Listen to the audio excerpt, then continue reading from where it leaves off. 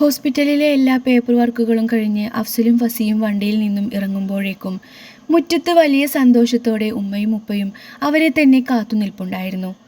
ഹോസ്പിറ്റലിൽ നിന്നും ഡിസ്ചാർജ് ആയെങ്കിലും ഡോക്ടർ അഫ്സലിന് ഒരു മാസത്തേക്ക് നല്ല റെസ്റ്റാണ് പറഞ്ഞിട്ടുള്ളത്. മോനെ പതുക്കെ നടക്ക്. ഉമ്മ അവൻ്റെ കൈകളിൽ പിടിച്ച് വലിയ ആശ്വാസത്തോടെ അകത്തേക്ക് കൂട്ടി. അവർക്കായി നല്ല സ്വാദുള്ള ഭക്ഷണങ്ങളെല്ലാം ഉമ്മ നേരത്തെ തന്നെ അടുക്കളയിൽ ഒരുക്കി വെച്ചിട്ടുണ്ടായിരുന്നു. നിങ്ങൾ രണ്ടുപേരും റൂമിൽ പോയി ഫ്രഷായി വാ മക്കളെ, അപ്പോഴേക്കും ഞാൻ ഇതൊക്കെ എടുത്തു വെക്കാം, ഉമ്മ വാത്സല്യത്തോടെ പറഞ്ഞതും അഫ്സലും ഫസിയും കൈകോർത്ത് പിടിച്ച് മുകളിലെ മുറിയിലേക്ക് നടന്നു. മുറിയിലെത്തി ഫസി കട്ടിലിലേക്ക് പതുക്കെ ഇരിക്കാഞ്ഞതും അഫ്സൽ അവളുടെ കൈകളിൽ മുറുകെ പിടിച്ചു. അവൻ അവളുടെ മുഖത്തേക്ക് നോക്കിയപ്പോൾ ഫസിയുടെ മിഴികൾ സന്തോഷവും സങ്കടവും കൊണ്ട് നിറഞ്ഞൊഴുകുന്നുണ്ടായിരുന്നു. ആ കണ്ണീർ കണ്ടതും അവൻ്റെ നെഞ്ചൊന്ന് പിടഞ്ഞു. അഫ്സൽ അവളുടെ അരികിലേക്കിരുന്ന് തൻ്റെ 2 കൈകൾ കൊണ്ടും അവളുടെ ആ കൊച്ചുമുഖം കോരിയെടുത്തു. അവളുടെ കവളിലൂടെ ഒലിച്ചിറങ്ങിയ കണ്ണുനീർ തള്ളവിരൽ കൊണ്ട് പതുക്കെ തുടച്ചുകൊണ്ട് അവൻ വളരെ ആർദ്രമായി പറഞ്ഞു, ഫസി, നമ്മൾ ഇന്ന് മുതൽ ശരിക്കും ജീവിക്കാൻ തുടങ്ങാണ്. ഇനി മുതൽ ഒരിക്കലും നിൻ്റെ ഈ മിഴികൾ സങ്കടം കൊണ്ട് ഈ മുറിയിൽ നനയാൻ ഞാൻ അനുവദിക്കില്ല. ഈ മുറി ചിലപ്പോൾ മുൻപ് നിനക്ക് ഒരുപാട് സങ്കടങ്ങളും വേദനകളും തന്നതാവാം. പക്ഷേ ഇനി ആ വേദനകൾ ഒരിക്കലും നിന്നെ തേടി വരില്ല. ഈ അഫ്സൽ ജീവനോടെ ഉള്ള കാലം വരെയും നിന്നെ ഞാൻ ഇതുപോലെ ചേർത്ത് പിടിച്ചിരിക്കും. അവൻ പറഞ്ഞു തീർത്തുന്നതിന് മുൻപ് തന്നെ ഫസിയുടെ നിയന്ത്രണം വിട്ടിരുന്നു. ആ വാക്കുകളിലെ സുരക്ഷിതത്വവും അറിഞ്ഞതും അവൾ വിങ്ങിപ്പൊട്ടിക്കൊണ്ട് അവൻ്റെ നെഞ്ചിലേക്ക് വീണ് അവനെ മുറുകെ കെട്ടിപ്പിടിച്ചു. അഫ്സലും അവളെ തൻ്റെ നെഞ്ചോട് ചേർത്ത് പിടിച്ചു. ഒരുപാട് നേരത്തെ ആ മൗനത്തിൽ, ആ ഹൃദയമിടിപ്പുകളിൽ അവരുടെ സങ്കടം മുഴുവൻ അടങ്ങിയിട്ടുണ്ടായിരുന്നു. കുറച്ചു നേരം അങ്ങനെ നിന്നതിന് ശേഷം അഫ്സൽ പതുക്കെ അവളുടെ കാതോരം ചുണ്ടുകൾ ചേർത്ത് ഒരു കള്ളച്ചിരിയോടെ മന്ത്രിച്ചു, എടി, ഇങ്ങനെ കെട്ടിപ്പിടിച്ച് നിന്നാ നിനക്കത്ര നല്ലതല്ല കേട്ടോ. എൻ്റെ മോൾ പോയി കുളിച്ച് ഫ്രഷായി വന്നേ, അതപ്പം നല്ലത്. അത് കേട്ടതും ഫസി പെട്ടെന്ന് നാണത്തോടെ അവനിൽ നിന്നും മാറി നിന്നു. എന്നിട്ട് തൻ്റെ വലിയ കണ്ണുകൾ ഒന്നും കൂടി വിടർത്തി അവനെ ഭയങ്കരമായി കൂർപ്പിച്ചു നോക്കി. അഫ്സൽ ഒരു കള്ളച്ചിരിയോടെ പറഞ്ഞു, നീ ഇങ്ങനെ നോക്കല്ലേ എൻ്റെ പെണ്ണെ, എൻ്റെ കൺട്രോൾ മൊത്തം പോയേക്കുവാ ഇന്ന് പറഞ്ഞ് അവൻ അവളുടെ കവളിൽ പതുക്കെ ഒന്ന് പിച്ചി. അയ്യേ, ഈ അഫ്സലിക്ക് വെറും പഞ്ചാരയായിരുന്നോ? പുറമെ കാണുന്ന ആ കലിപ്പൊക്കെ വെറും അഭിനയാണല്ലേ? അവൾ മുഖം തിരിച്ച് നാണത്തോടെ ചോദിച്ചു. അതേടി, ഞാൻ പഞ്ചാര തന്നെയാ. ഞാൻ എൻ്റെ പെണ്ണിനോടല്ലേ പഞ്ചാര അടിക്കുന്നത് എന്നും പറഞ്ഞ് അവൻ ഒരു കുസൃതിയോടെ അവളുടെ അരികിലേക്ക് നീങ്ങി വന്നതും അവൾ വേഗം ബാത്റൂമിലേക്ക് ഓടിക്കയറി വാതിലടച്ചു. അഫ്സൽ ബാത്റൂമിൽ വാതിലിന് പുറത്ത് നോക്കി ഉറക്കെ ചിരിച്ചുകൊണ്ട് പറഞ്ഞു, നീ ഓടിക്കോ, നീ എത്ര നാൾ ഓടും മോളെ, നിന്നെ എൻ്റെ കൈ കിട്ടും, അപ്പം ഞാൻ എടുത്തോളാം. അവൾ പോയ വഴിയെ നോക്കി അവൻ കട്ടിലിൽ ആ ചിരിയോടെ കുറച്ചു നേരം ഇരുന്നു.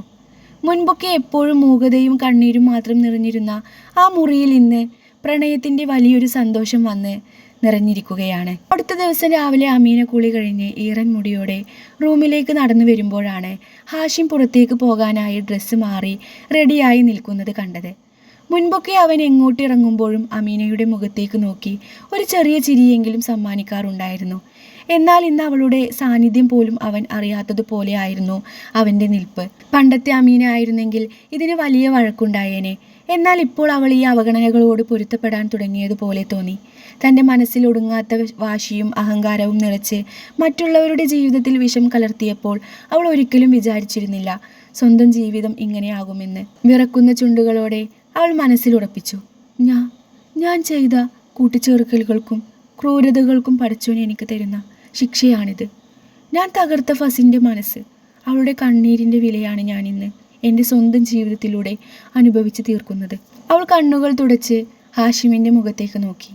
അവൻ അവളെ ഒന്ന് തിരിഞ്ഞു നോക്കുകയോ അവളുടെ മുഖത്തേക്ക് കൺകോണിൽ കൂടി പോലും ഒന്ന് നോക്കുകയോ ചെയ്യാതെ അതീവ ഗൗരവത്തോടെ റൂമിൽ നിന്നും ഇറങ്ങി താഴേക്ക് പോയി. തൻ്റെ ഭർത്താവ് തന്നിൽ നിന്നും എത്രമാത്രം അകന്നു പോയി എന്ന് മനസ്സിലായപ്പോൾ അമീനക്ക് വീണ്ടും സങ്കടം അടക്കാനായില്ല. അവൾ റൂമിലെ കട്ടിലിലേക്ക് തളർന്നിരുന്നു. ആ ഒറ്റപ്പെടലിൽ അവൾ അത്രയും തകർന്നു പോയിരുന്നു.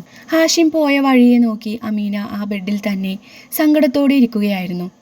അപ്പോഴാണ് കട്ടിലിരുന്ന അവളുടെ ഫോൺ ശബ്ദിച്ചത്. നോക്കിയപ്പോൾ ഫസീലയാണ്. പണ്ടത്തെ പോലെ ആവേശത്തോടെയല്ല, തികച്ചും താല്പര്യമില്ലാത്ത മട്ടിലാണ് അമീന ഇത്തവണ ഫോൺ എടുത്തത്. ഫോൺ കാതോട് ചേർത്തതും അപ്പുറത്തു നിന്നും ഫസീലയുടെ ദേഷ്യം നിറഞ്ഞ ശബ്ദം കേട്ടു. ഫോൺ എടുക്കാതെ എത്ര ദിവസമായിടി ഞാൻ നിന്നെ വിളിക്കുന്നു, നിനക്കെന്തോ ഒന്ന് ഫോൺ എടുത്താലേ, ഇനി എടുത്താലോ ഒന്നും പറയൂല. അത് പിന്നെ ഞാൻ ഇവിടെ ഓരോ തിരക്കിലായിരുന്നു ഫസീല, അമീന പതുക്കെ പറഞ്ഞു. അതൊക്കെ പോട്ടെ, നീ എന്താ അഫ്സലിക്ക ഹോസ്പിറ്റലിൽ നിന്നും ഡിസ്ചാർജായി വീട്ടിൽ വന്ന കാര്യം എന്നോട് പറയാതിരുന്നത്? ഫസീല ചോദിച്ചു. അത് കേട്ടതും അമീനയുടെ ചങ്കൊന്ന് പിടഞ്ഞു. തൻ്റെ സ്വന്തം വീട്ടുകാർക്ക് പോലും ഇപ്പോൾ തന്നെ വേണ്ടായിട്ടുണ്ടാകും. അതുകൊണ്ടായിരിക്കാമല്ലോ അഫ്സലിക്ക വീട്ടിൽ വന്നിട്ടും ആരും തന്നെ വിളിച്ചു പറയാതിരുന്നത് എന്നവൾ വേദനയോടെ ഓർത്തു. എന്നാൽ ഫസീല അതൊന്നും ശ്രദ്ധിക്കാതെ സ്വന്തം കാര്യങ്ങൾ പറയാൻ തുടങ്ങി.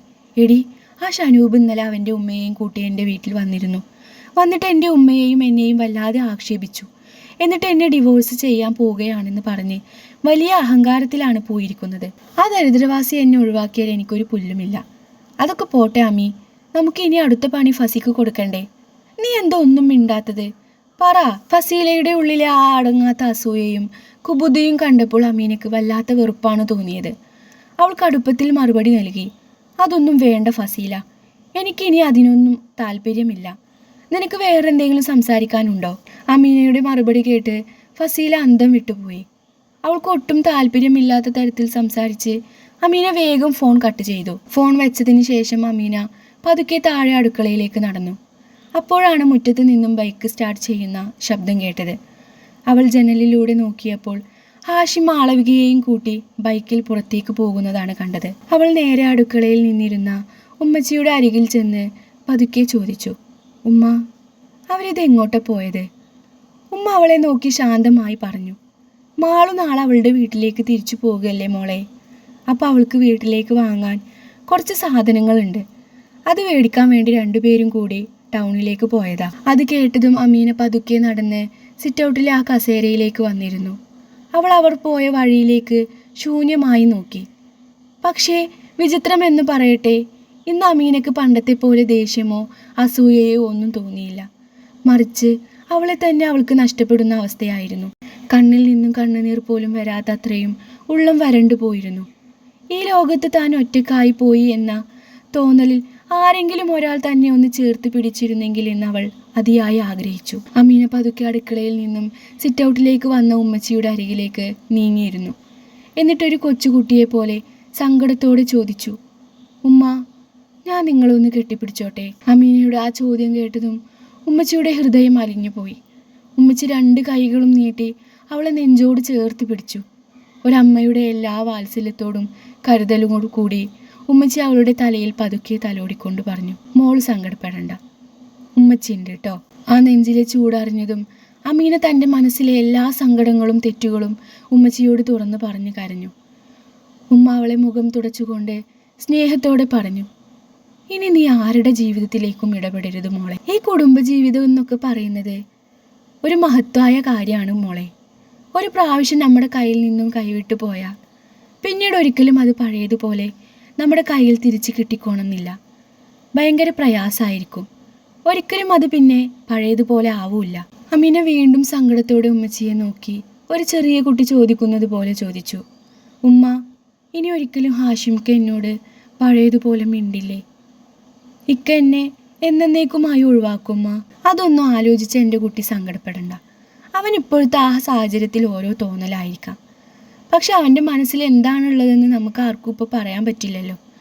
ദേഷ്യം മാറുമ്പോൾ അവൻ തന്നെ എൻ്റെ അരികിലേക്ക് വന്നോളും. ഉമ്മച്ചി അവളെ ആശ്വസിപ്പിച്ചു.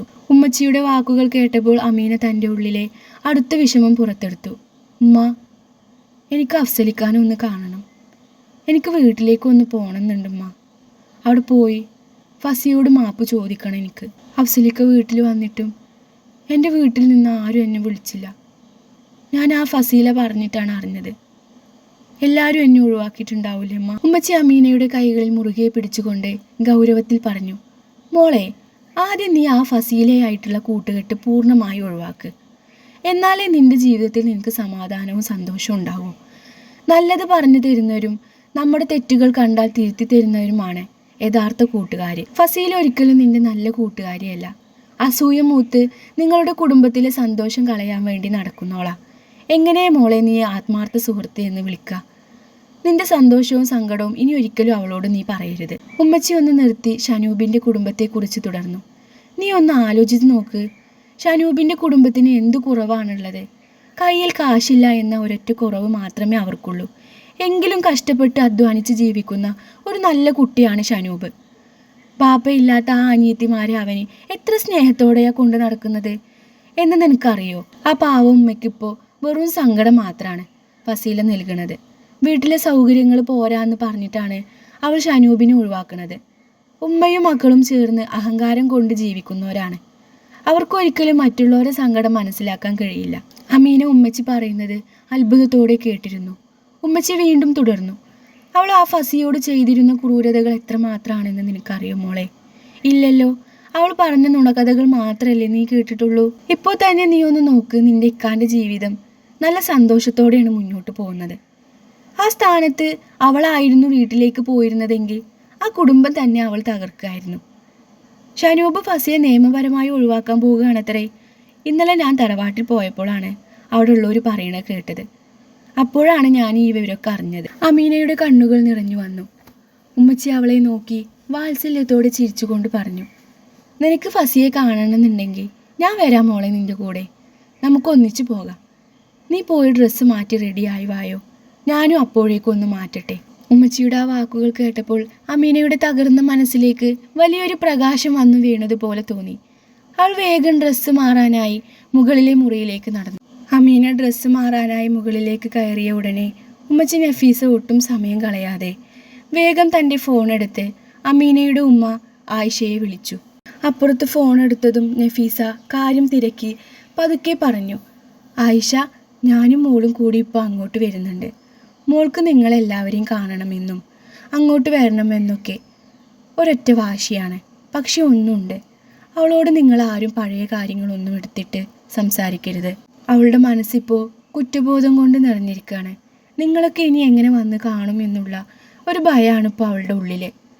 അത് കേട്ടതും ആയിഷമ്മയുടെ മനസ്സ് സന്തോഷം കൊണ്ട് നിറഞ്ഞു.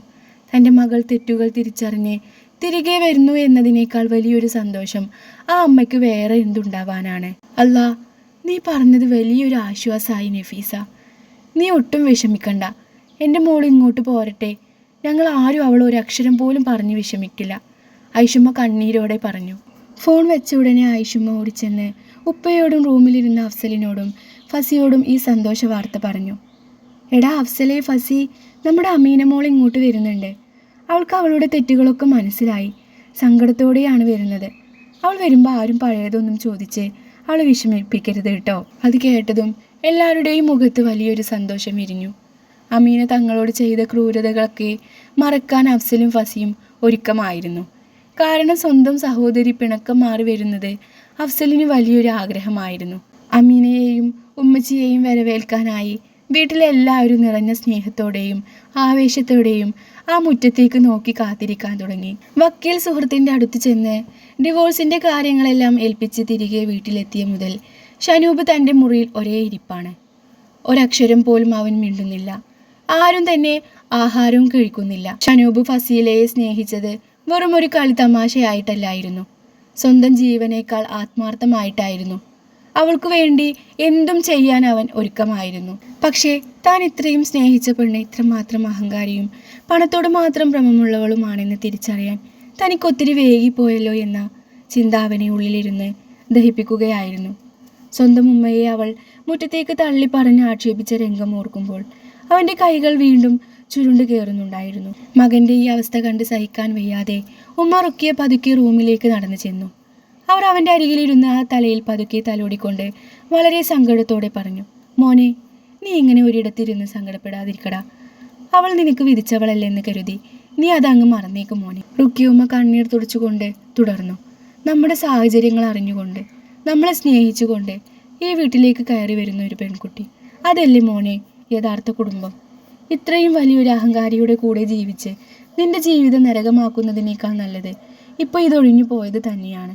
നീ വിഷമിക്കാതെ എൻ്റെ മോൻ, എഴുന്നേറ്റ് എന്തെങ്കിലും കഴിക്കാൻ നോക്ക്. തൻ്റെ ഉമ്മയുടെ വാക്കുകൾ കേട്ടപ്പോൾ ഷനൂബ് പതുക്കെ തല ഉയർത്തി ഉമ്മയെ നോക്കി. അവൻ്റെ കണ്ണുകൾ ചുവന്നു തുടുത്തിട്ടുണ്ടായിരുന്നു. സ്വന്തം സങ്കടമുള്ളിൽ ഒതുക്കി അവൻ ഉമ്മയുടെ മടിയിലേക്ക് പതുക്കെ തല ചായച്ചു കിടന്നു. അമീന ഫോൺ കട്ട് ചെയ്തതിന് ശേഷം ഫസീല വല്ലാത്തൊരു വെപ്രാളത്തിലായിരുന്നു. അമീന സംസാരിച്ച രീതി അവൾക്ക് ഒട്ടും ദഹിച്ചിരുന്നില്ല. അവൾ മുറിയിലൂടെ അങ്ങോട്ടും ഇങ്ങോട്ടും അസ്വസ്ഥതയോടെ നടന്നു. അവൾ സ്വയം മന്ത്രിച്ചു, ഈ അമീനക്ക് ഇതെന്ത് പറ്റി? പണ്ടത്തെ പോലെ ഒന്നിനും അവൾക്കൊരു ആവേശമില്ലല്ലോ. അവൾ എങ്ങാനും ഫസിയുടെ ഭാഗത്തേക്ക് മാറി നിന്ന എൻ്റെ കാര്യം കട്ടപ്പുകയാകും. എനിക്ക് അഫ്സലിനെ കിട്ടിയില്ലെങ്കിലും കുഴപ്പമില്ല, പക്ഷേ ആ ഫസിയെ ഞാൻ സമാധാനത്തോടെ ജീവിക്കാൻ വിടില്ല. അതിന് അമീനയെ എനിക്ക് കൂടെ നിർത്തിയേ പറ്റൂ. ഇങ്ങനെ ഓരോ കുബുദ്ധികൾ ആലോചിച്ചു കൊണ്ടിരിക്കുമ്പോഴാണ് ഫസീലയുടെ ഫോണിലേക്ക് ഒരു അന്യ നമ്പറിൽ നിന്നും മിസ്ഡ് കോൾ വരുന്നത്. ആരാണെന്നറിയാനുള്ള ആകാംക്ഷയിൽ അവൾ പെട്ടെന്ന് തന്നെ ആ നമ്പറിലേക്ക് തിരിച്ചു വിളിച്ചു. ഫോൺ എടുത്ത് അരുൺ എന്ന ആളായിരുന്നു. പുറമേക്ക് മാന്യനെന്ന് തോന്നുമെങ്കിലും വലിയൊരു ഹണി ട്രാപ്പ് സംഘത്തിൻ്റെ തലവനായിരുന്നു അയാൾ. പരിചയമില്ലാത്ത നമ്പറാണെന്ന് അറിഞ്ഞിട്ടും ആ അഹങ്കാരവും ദേഷ്യവും കാരണം ഫസീല അയാളോട് വളരെ സൗഹൃദമായി സംസാരിക്കാൻ തുടങ്ങി. അരുണിൻ്റെ സംസാര രീതിയും പണക്കാരനാണെന്ന ഭാവവും ഫസീലയെ പെട്ടെന്ന് തന്നെ ആകർഷിച്ചു. അങ്ങനെ തന്നെ കാത്തിരിക്കുന്ന വലിയൊരു ചതിക്കുഴിയെക്കുറിച്ച് ഒട്ടും ബോധമില്ലാതെ ഫസീല വളരെ വേഗത്തിൽ അരുണുമായി വലിയ സൗഹൃദത്തിലാവുകയായിരുന്നു. അരുണിൻ്റെ മാന്യത നടിച്ചിട്ടുള്ള സംസാര ശൈലിയിൽ വീണ ഫസീല ഒട്ടും ചിന്തിക്കാതെ തൻ്റെ വ്യക്തിപരമായ കാര്യങ്ങളെല്ലാം അയാളോട് തുറന്നു പറയാൻ തുടങ്ങി. ഷനൂബുമായുള്ള പ്രണയവും വിവാഹവും ഇപ്പോൾ അവൻ ഡിവോഴ്സ് നോട്ടീസ് അയക്കാൻ പോകുന്നു എന്ന കാര്യം വരെ അവൾ ഒളിച്ചു വെക്കാതെ അരുണിനോട് പറഞ്ഞു. ഫസീലയുടെ കുടുംബ പശ്ചാത്തലവും അവളുടെ പണത്തോടുള്ള ആർത്തിയും മനസ്സിലാക്കിയ അരുൺ ഇത് തനിക്ക് പറ്റിയ ഇരയാണെന്ന് ഉറപ്പിച്ചു. അവൻ ഫോണിലൂടെ വളരെ സഹതാപത്തോടെ സംസാരിച്ചു കൊണ്ട് പെട്ടെന്ന് തന്നെ അടുത്ത വലയെറിഞ്ഞു. ഫസീല, താൻ ഇത്രയും സങ്കടം അനുഭവിക്കുന്നുണ്ടെന്ന് ഞാൻ കരുതിയില്ല. ഷനൂബ് തന്നെ ഡിവോഴ്സ് ചെയ്യുകയാണെങ്കിൽ അതിനുശേഷം ഞാൻ നിന്നെ വിവാഹം കഴിച്ചോട്ടെ. നിന്നെ പോലൊരു പെൺകുട്ടിനെയാണ് ഞാൻ തിരഞ്ഞുകൊണ്ടിരിക്കുന്നത്. നിന്നെ ഞാൻ രാജ്ഞിയെ പോലെ നോക്കാം. എനിക്ക് കഴിയും. അരുണിൻ്റെ ആ ചോദ്യം കേട്ടതും ഫസീലയുടെ ഉള്ളിൽ വലിയൊരു ആഗ്രഹവും മോഹവും പെട്ടെന്ന് മുട്ടിട്ടു. ലക്ഷറി ജീവിതവും പണവും സ്വപ്നവും കണ്ട് അവൾക്ക് അരുണിൻ്റെ വാഗ്ദാനം വലിയൊരു ലോട്ടറിയായി തോന്നി. പക്ഷേ അരുൺ വളരെ തന്ത്രശാലിയായിരുന്നു. അവൾക്ക് ചിന്തിക്കാൻ സമയം കൊടുക്കുന്നെന്ന വണ്ണം അവൻ പതുക്കെ പറഞ്ഞു. താൻ ഇപ്പോൾ പെട്ടെന്നൊരു മറുപടി പറയണ്ട. നന്നായി ആലോചിച്ചിട്ട് സമയമെടുത്ത് സമ്മതമുണ്ടെങ്കിൽ മാത്രം പറഞ്ഞാൽ മതി. ഞാൻ ഇന്ന് രാത്രി വിളിക്കാം. തനിക്ക് സമ്മതമാണെങ്കിൽ നാളെ വൈകുന്നേരം നമുക്ക് നേരിട്ട് കണ്ട് സംസാരിക്കാം. അത്രയും പറഞ്ഞ് ഫസീലയ്ക്ക് കൂടുതൽ ചോദിക്കാൻ അവസരം നൽകാതെ അരുൺ ഫോൺ കട്ട് ചെയ്തു. ഫോൺ കയ്യിൽ പിടിച്ച് ഫസീല ഒരു നിമിഷം ആലോചിച്ച് നിന്നു. അഫ്സലിനേക്കാളും ഷനൂബിനേക്കാളും വലിയൊരു കോടീശ്വരനാണ് അരുൺ. അവരെക്കാളും കാണാനും ഭംഗിയുള്ളവനാണ് തൻ്റെ വലയിൽ വീണിരിക്കുന്നത് എന്ന അഹങ്കാരത്തോടെ അവൾ കണ്ണാടിയിൽ നോക്കി തിരിഞ്ഞു നിന്നു. തന്നെ കാത്തിരിക്കുന്നത് ഒരു ഹണി ട്രാപ്പ് കെണിയാണെന്ന് ആ പാവം അറിഞ്ഞിരുന്നില്ല.